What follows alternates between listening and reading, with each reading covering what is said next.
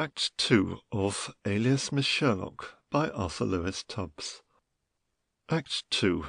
Scene: parlour or reception room in the New York residence of Mrs. Brewster, handsomely furnished. An alcove or hallway across left upper entrance shows staircase and leads to front door off left. There is a hall rack in alcove. Door left second entrance, another in flat right centre and one right. Table down right centre with few books, etc. Smaller table or stand up right centre with telephone. Also button of electric call bell. Davenport left, chairs, etc. At rise, doorbell is ringing off left upper entrance. Enter Henson right, crosses, exits left upper exit. As he exits, enter Mrs. Brewster downstairs. Comes down to right centre just in time to receive Ralph Deering, who is shown in by Henson. He hands light topcoat, hat, and cane to Henson, who leaves them on rack and exits right. Deering comes down to centre. Mr. Deering, how good of you to call so soon. I am delighted to see you. Delighted to be here, I assure you. Miss Brewster was kind enough to write me when you were to return, and, you see, I have lost little time in coming. And you are a welcome visitor. The first we have had. We returned much earlier than usual, you know. I had some business to attend to, and, well, we were satiated with rural felicity. For we were quite in the country, you know. On a farm, in fact. Quite a change, I should imagine, from former seasons. They are seated. Decidedly. But just what we required after a strenuous social season, and very beneficial to both Helen and myself. Neither of us felt equal to Bar Harbor or Newport. And they have become such an old story summer after summer, so I thought it an excellent opportunity to visit my sister back at our old home. Oh, yes, a decided change. Quite the thing, however, you know, for tired nerves and all that. But rather irksome, no doubt, after a while. Terribly so. But then it was years since I had seen my sister, and I felt guilty, having so long neglected her. So I summoned courage to go and make her a little visit. It did her so much good, dear soul. I felt fully rewarded. I have brought her home with me. Ah, for a little glimpse of city life, I suppose. Yes, her first. I had quite a task persuading her to come. She has always been such a homebody.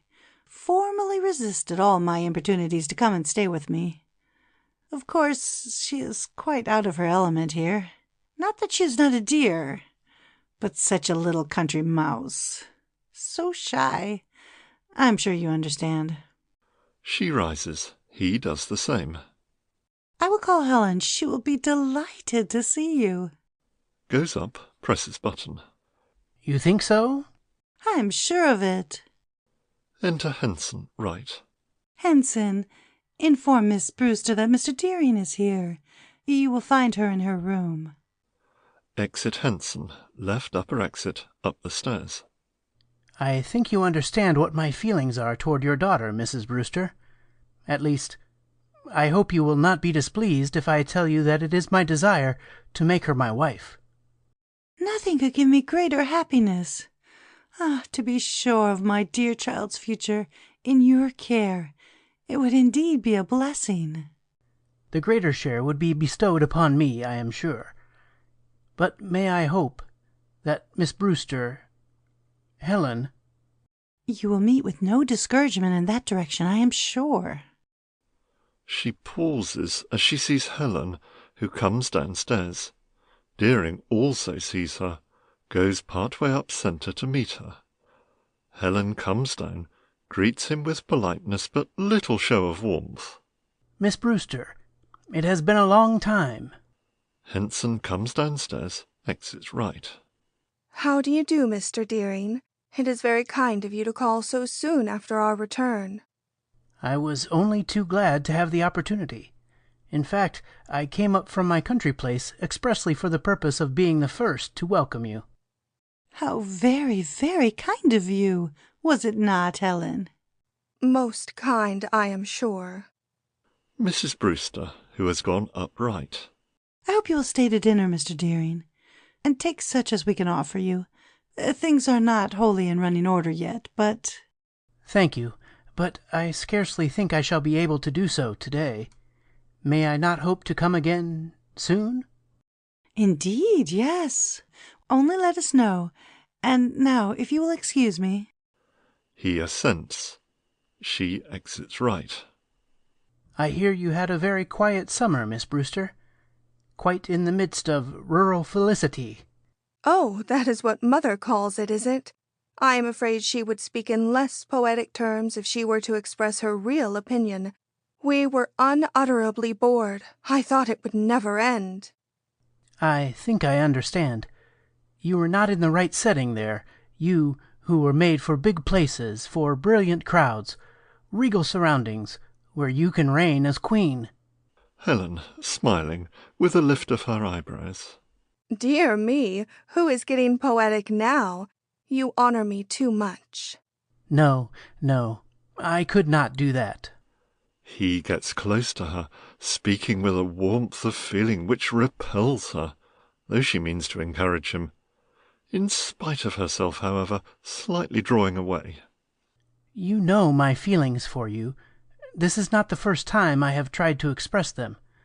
Miss Brewster, Helen, tell me I don't hope in vain, that I may make you the happiest woman in the world. Ah, that is a pretty big order. Do you think you could fill it? Only let me try. I can give you all that a woman can wish, a beautiful home, gorgeous clothes, jewels. You shall have everything that money can buy. You shall lead them all, have what you will, do what you choose. I am afraid it takes more than all that to make a woman happy, Mr. Deering. Some women. But devotion, love, all my heart. And isn't that what you would expect in return? Love, devotion? And if I could not give them? You could give yourself, your radiant, beautiful self. That is what I want, you. You. He is about to take her in his arms. She shows at first some shrinking, but makes an effort to yield. Is about to do so when the doorbell rings. This gives her the opportunity to turn from him. He is compelled to release her with some annoyance. Enter Henson right. Crosses, exits left upper exit. Will you go in the library? I will join you there. Deering, again approaching her, but she goes part way up centre. He desists, goes right. Very well. I will wait for you there, anxiously. Don't be long. No, I will come to you at once. Exit Deering right. Helen shudders slightly, with evident repulsion and relief in his absence. She is right centre. Enter Henson, left upper entrance. Mr. Fillmore. Helen's attitude changes. Her expression brightens, denoting pleasure, which she is unable to conceal. You may show him in, Henson. Exit Henson, left upper exit. Helen stands looking up left upper entrance expectantly. For the moment she becomes her natural self, greeting Leonard Fillmore cordially when he appears. Enter Leonard Fillmore, left upper entrance, followed by Henson, who exits right. Mr. Fillmore, this is quite a surprise. How do you do?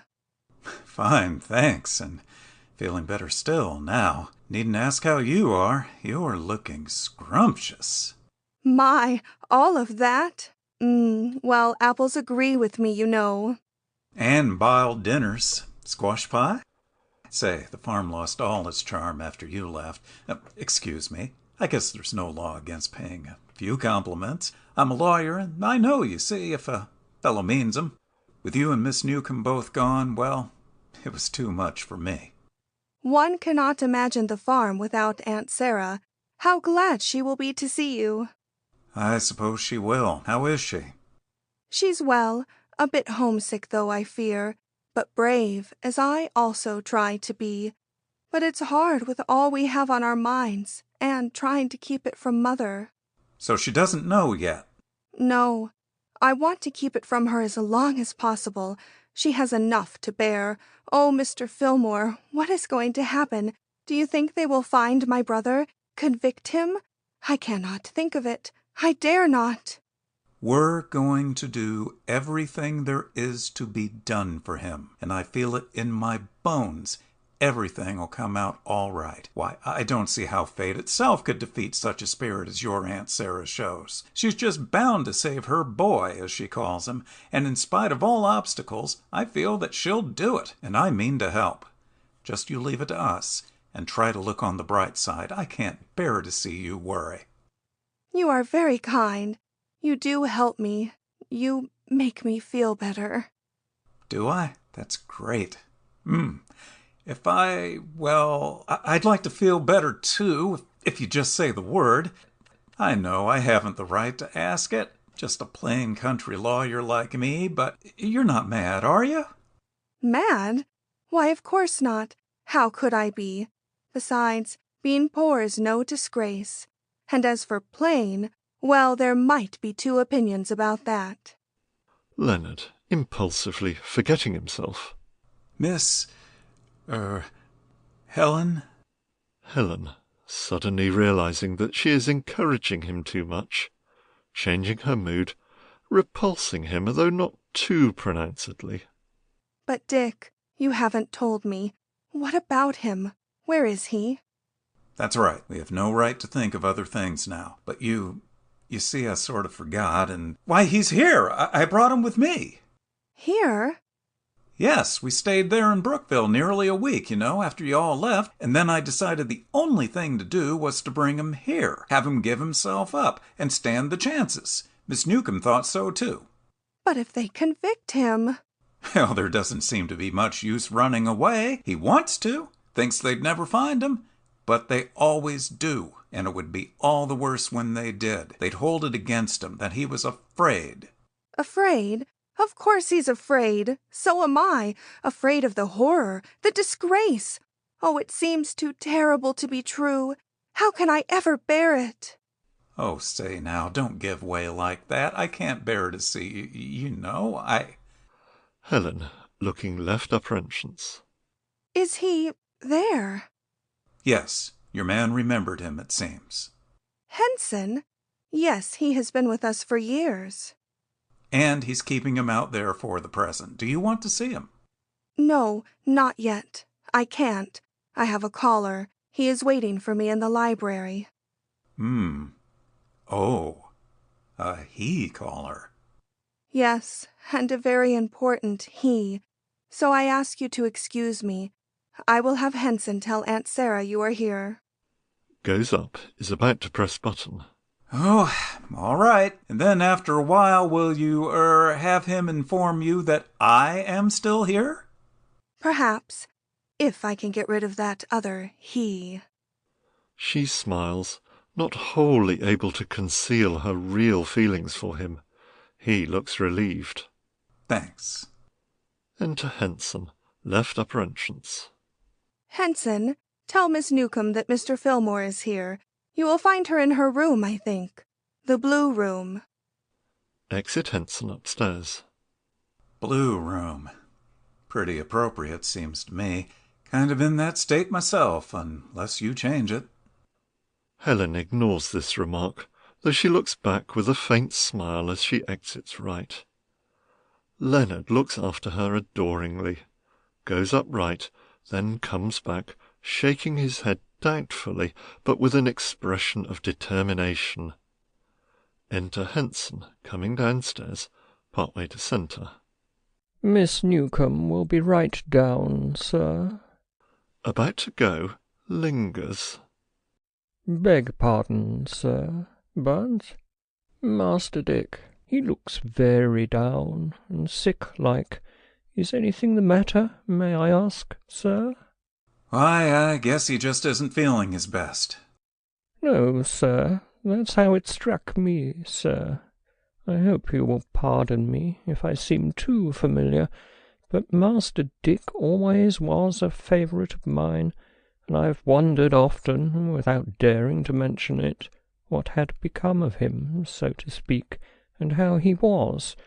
He's been absent for the greater part of a year, if I remember rightly. Yes, he's been away, I believe. You say Miss Newcomb will be right down. Yes, sir, to be sure, sir. I beg pardon. Exit Henson, left upper exit. Leonard stands down right by table, not seeing Sarah as she comes downstairs, enters left upper entrance. Sarah sees him with a pleased expression, comes down, stands close to him a moment before she speaks. Well? Leonard starts slightly, turns, sees her, speaks in an assumed, matter-of-fact manner. Fared middlin', ma'am, and I hope I see you the same. First class, I mean. How are you? Sarah, as they shake hands warmly. Oh, Len, it's good for sore eyes to see you. I've been waiting and hoping and praying, expecting you every minute. And now you're here, I declare I could almost hug you. Why almost? Make it a real one. Oh, Len, I've almost died here this last week with 6 or 8 months in it. It's been terrible. Pshaw, that'll never do. I thought you were the brave one. It won't do for you to give up. No, of course, and I don't mean to, but... well, it's the lonesomeness of it. I'm like a cat in a strange garret and as homesick as anything.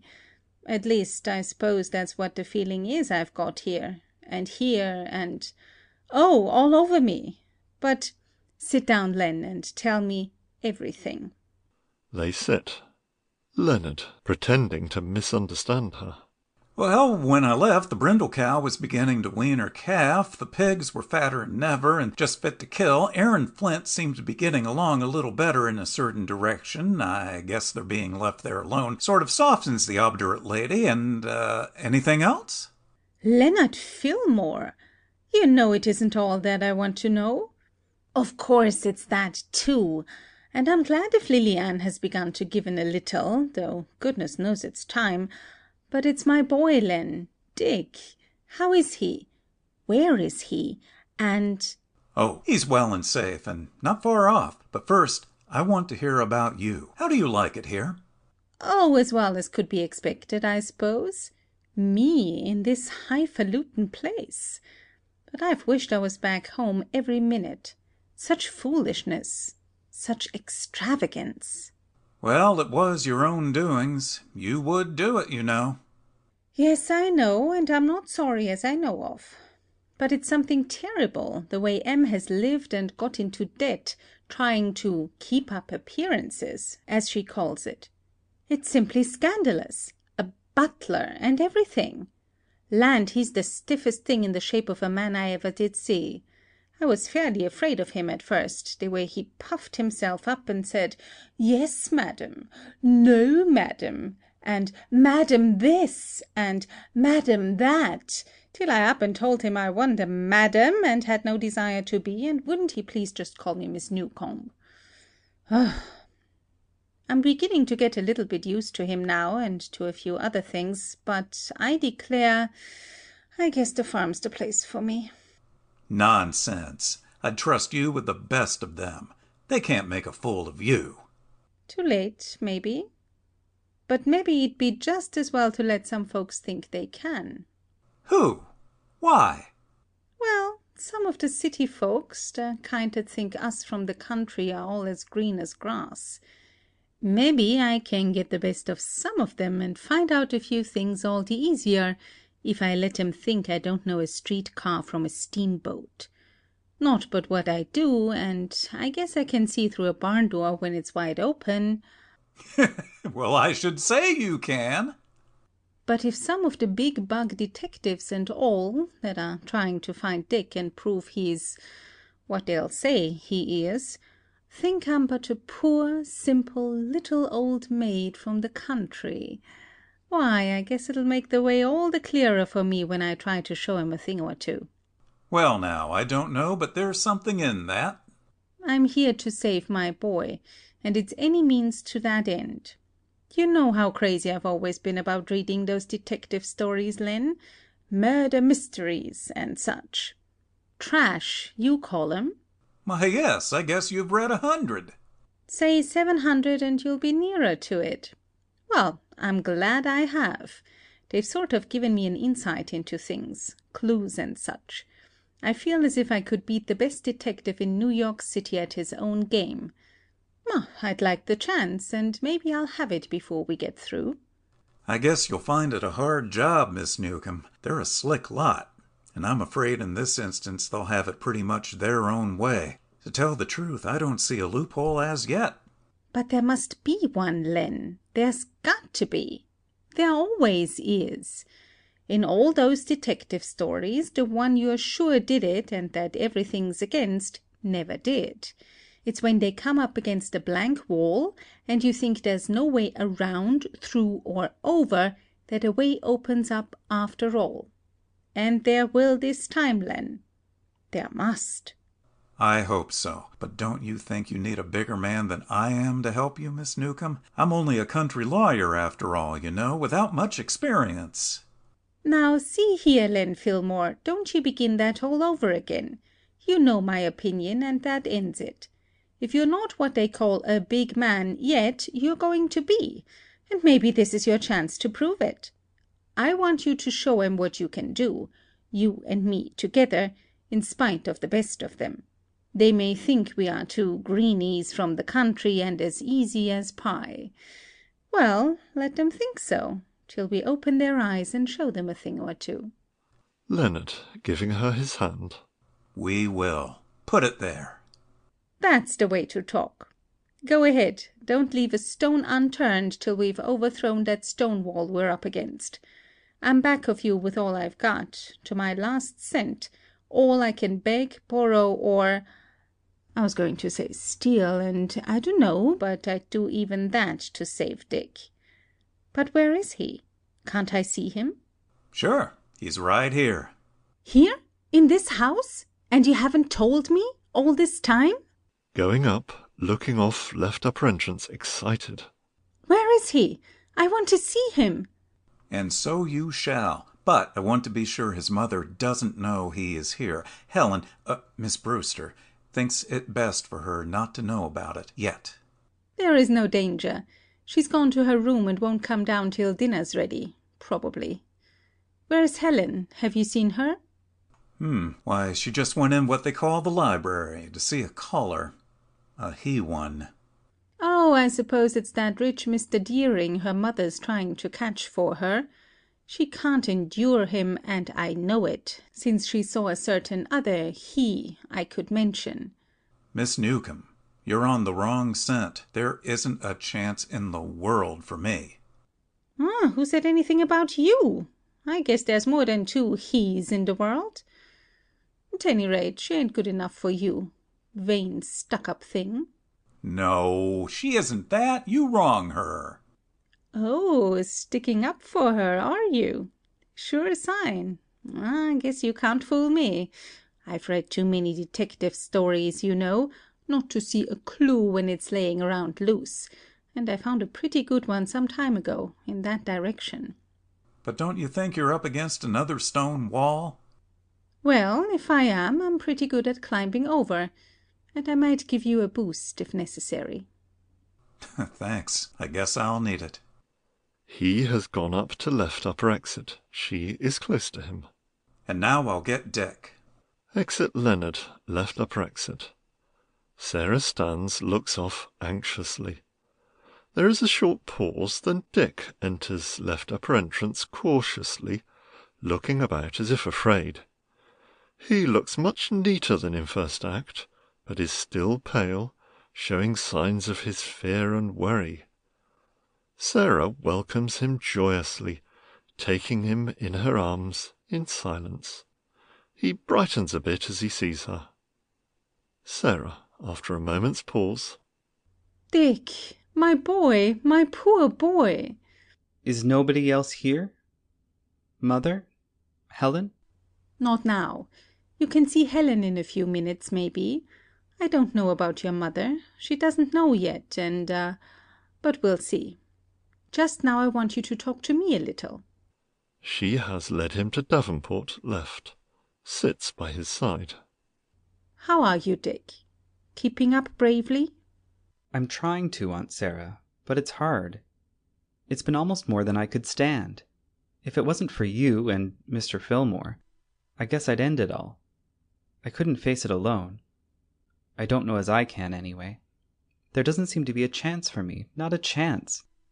Why, yes, there is, Dick. There's always a chance. I believe in you. So does he. And there's sure to be some way of proving your innocence. We're going to find it, too, and save you. Aren't we, Len? Leonard has been standing right, not listening to them. He has looked off right, in a manner that shows he is thinking of Helen and her companion. He now turns, comes to centre. Sure, of course we are. You say that, but if you meant it, if you really wanted to save me, you'd let me get away. You wouldn't ask me to stay here and face it. No, nor you either, Aunt Sarah. I tell you I can't. He springs up as if to go. Sarah detains him. Dick, my boy. There, you'll be all right. You must listen to reason. Reason? Reason? You call it reason for me to stay here and give myself up? Without a chance in the world? I tell you they've got it on me. But if I don't give myself up, they'll never find me. They can't. They don't know my name, or anything. I'll be safe. If you'll only let me go away. Are you sure they don't? Any of them? No? No, of course they don't. Miss Navarre was the only one. The maid never saw me before, nor that man. I got away before anybody else came. I tell you they haven't got a chance in the world. Let me go. You will. You must. You don't want me to stay here and get hanged, for what I never did. You can't make me do that. You can't. He breaks down, sinking on couch and covering face with hands. Sarah sits by him, striving to comfort him. You're sure nobody knows that it was you in that woman's room when she was killed, not the man, nor the maid? No, neither of them ever saw me before.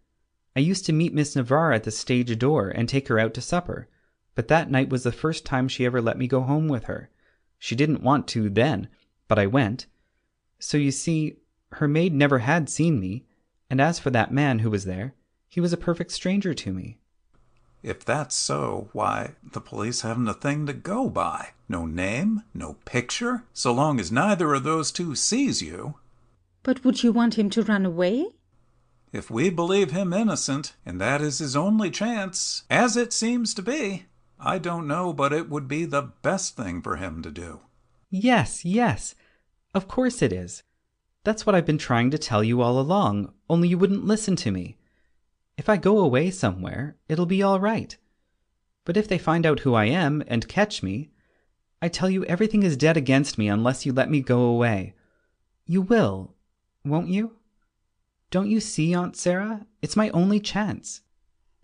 There must be some way of finding out the truth. You're innocent, Dick. I believe that, and I mean to go to work and prove it. But if you couldn't? If you failed?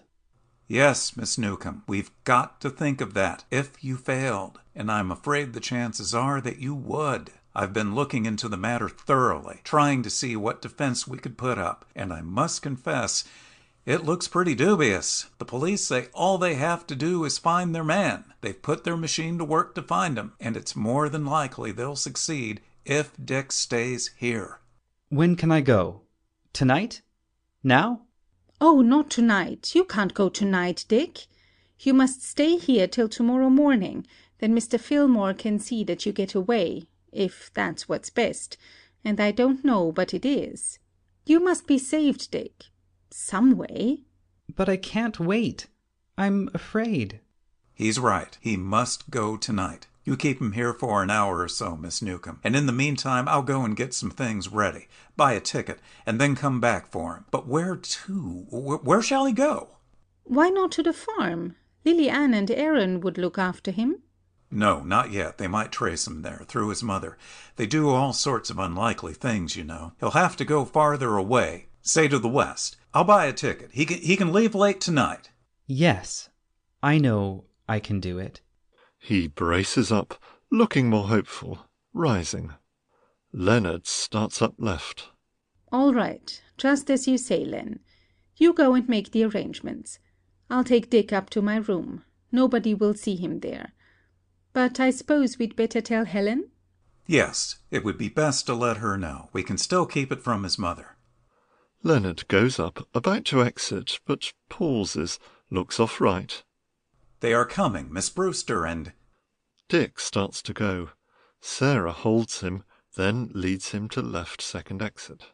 Here, come in here, till he goes. Then I'll get you upstairs. Exeunt Sarah and Dick, left second exit. Leonard glances right, then goes up, gets hat and coat, exits left upper exit. Enter Helen and Deering, right. She seems somewhat disturbed. He shows evidence of anger and chagrin. Do you mean to say that this is your final answer? You refuse me? Yes, I cannot be your wife, Mr. Deering. I don't love you. But if I am willing to wait, to run the chance of being able to win your love. Love does not come like that. Hesitates meaningly. I see. You don't think I am fit? It is sufficient that I say I do not care to be your wife. It was not so long ago, not many weeks or days, since you seemed rather inclined to consider the transaction. Perhaps you have met the man whom you can regard. I think I understand. I cannot help what you think. There is no more to be said.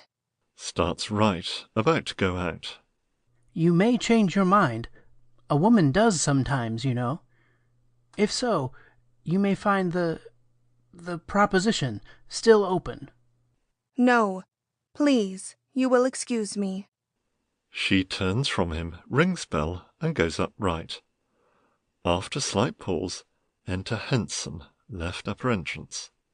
The gentleman's hat and coat, please, Henson. She bows coolly and exits right.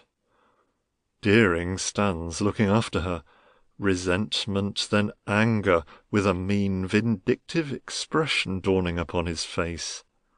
Then he smiles derisively, stops, listens, and goes and looks off, left second exit. Stands looking off with growing interest. Henson has gone out, left upper exit. Now returns with Deering's hat and coat. Stands up left, waiting. Look, who is that in there? Henson coming down, looking off left. You mean, sir? There, the young man, talking to Miss Newcomb and the others. That, sir? Why, that's Mr. Richard. You mean Mrs. Brewster's son, Miss Helen's brother? Why, yes, sir. I see. That will do, thank you.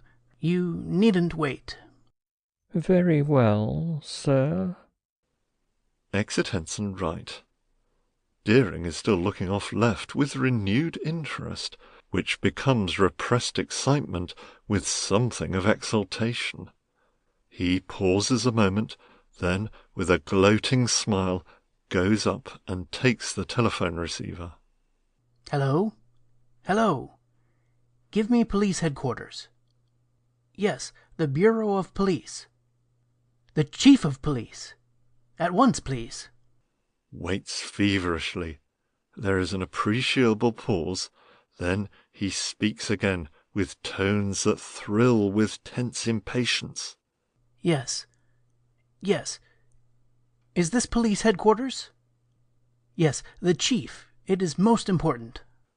There is another pause, during which, holding the receiver to his ear, Deering glances towards left with a look of vengeful triumph. Hello, is this the chief of police? All right. Never mind who this is. You are looking for the man who killed Miss Navarre. Laura Navarre, the actress. About 2 weeks ago?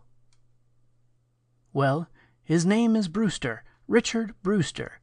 You will find him at his home, 176 Ellington Avenue. Yes, Ellington. 176.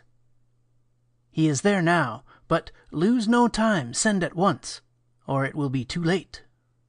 He hangs up receiver, takes coat and hat, glances once more towards left second exit, with a smile of wicked satisfaction, tosses his head slightly, knowingly, and exits quickly left upper exit. Curtain. End of Act 2.